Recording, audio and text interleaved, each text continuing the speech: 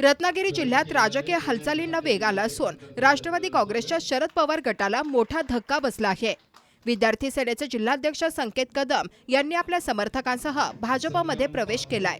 संकेत कदम यांच्यासोबत सुमारे 30 पदाधिकाऱ्यांनीही भाजपचा झेंडा हाती घेतला। या घडामोडीमुळे जिल्ह्यातील राजकीय समीकरणांमध्ये बदल होण्याची शक्यता व्यक्त केली जात आहे।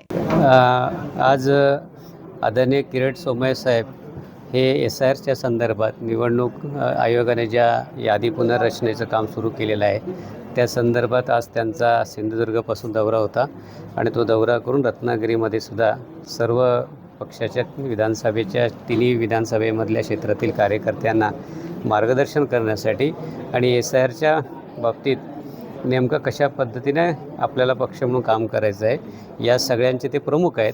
या अनुषंगाने ते आढावा घेण्यासाठी या ठिकाणी आले होते। आज आमच्या पक्षामध्ये संकेत कदमसारखा एक युवा कार्यकर्ता की जो अनेक वर्ष वेगळ्या पक्षामध्ये काम करत होता, अतिशय चांगल्या पद्धतीनं काम करत होता, जिल्ह्याच्या युवकांसाठी तो काम करत होता, असा एक चांगला चेहरा आणि त्याचे सगळे सहकारी असे म्हणून 30 जणांनी आज पक्षप्रवेश केलेला आहे। आज मी आपल्या सर्वांच्या माध्यमातून त्यांचंही या ठिकाणी प्रवेश केल्याबद्दल अभिनंदन करतो। तुम्ही पाहत आहात विस्टा न्यूज मराठी।